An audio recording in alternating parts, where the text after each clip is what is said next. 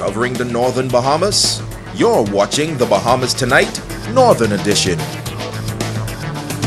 Welcome back. The Bahamas Technical and Vocational Institute Northern Campus held its annual commencement ceremony this month at Freeport Bible Church. The 49 students graduated from the various programs and received a lot of encouragement on their big day. Kimberly Mullings has this report. The class of 2018 of BTVI Grand Bahama is comprised of students who have achieved their certificates, diplomas, and associate degrees in 11 areas of study. President of BTVI, Dr. Robert Robertson, boasting of the Institute's relationship with corporate Grand Bahama and other technical hubs and members of society, which help them to better their programs. He told the class of 2018 that he was eager to see them put their knowledge to good use. I urge you not to become complacent. The journey to success is a never-ending one. The world is constantly growing and changing, and you must grow and change with it. There's always a new idea being fostered, a new invention being developed. You must remain on the cutting edge by continually learning and investing in yourselves. Today only marks the completion of step one. You have much more to accomplish. Deputy Prime Minister, the Honorable K. Peter Turnquest, was a platform guest, noting that the government is fully aware that technical and vocational careers are important to the Bahamian society. We recognize the value of this institution, even as workflows change. And we as a government are committed to ensuring that BTVI is improved, that the quality of the education, the experience that you will have at BTVI continues to go from strength to strength. In fact, in this upcoming budget, you will see the level of our commitment to BTVI and to technical education. This year's commencement speaker was Donald Glass, director of the National Training Agency in Freeport, who left some good words to live by. Reach for the stars.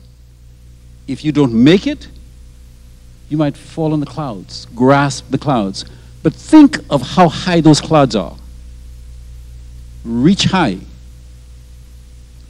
I'd like to share with you two verses from chapter 19 in the book of Proverbs.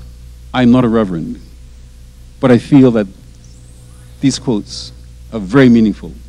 Verse 4 says, "Wealth brings many friends, but a poor man's friend deserts him."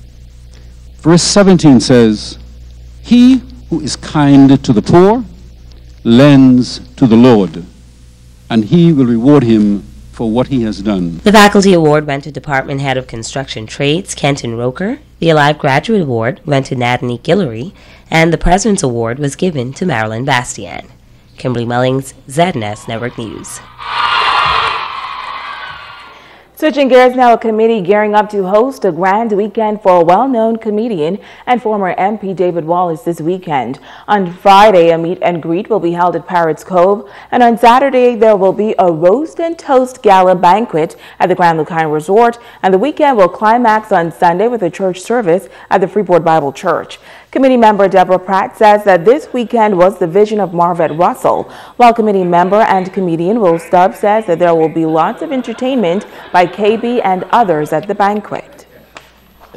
David has hosted hundreds of weddings over the years. He has hosted parties, anniversaries. He's hosted so many church functions. He is definitely known as the host with the most.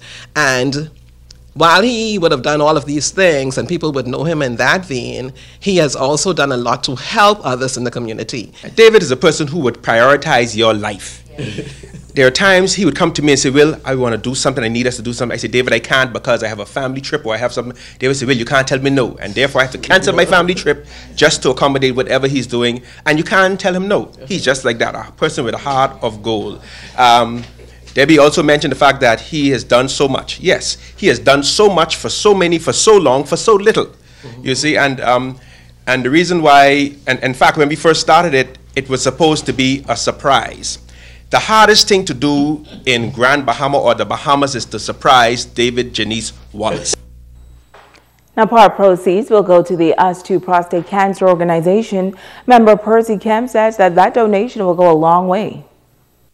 I'm also a prostate cancer survivor, and I'd like to express our appreciation for the committee for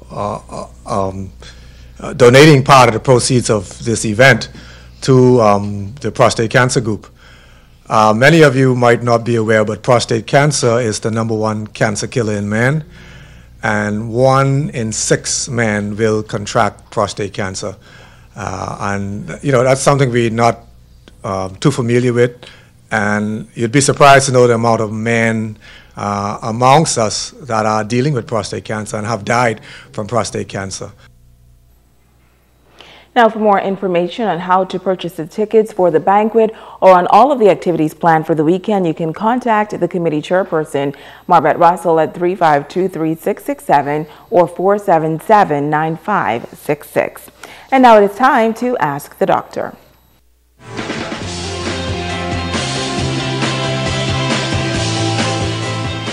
Welcome. John from Freeport sent this question. It seems like whenever I travel, I often get diarrhea and a bad stomach upset. Is this something I should be concerned about?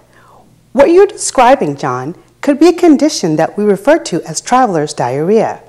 Thanks for such a timely question, especially since many of us travel overseas for family vacations during these summer months. It occurs in a significant amount of people who travel to foreign countries where the climate, social conditions, or sanitary standards and practices are different from yours at home. It usually begins abruptly during your trip or shortly after you return home.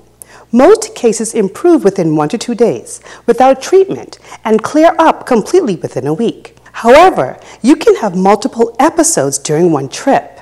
The most common signs and symptoms are sudden onset of passage of 3 or more loose stools daily, an urgent need to have a bowel movement, stomach cramps, nausea and vomiting, and fever. In the majority of cases, traveler's diarrhea clears up in a few days, but if it doesn't, it's time to see a doctor. I'm Dr. Monique Pratt, and this has been Ask the Doctor.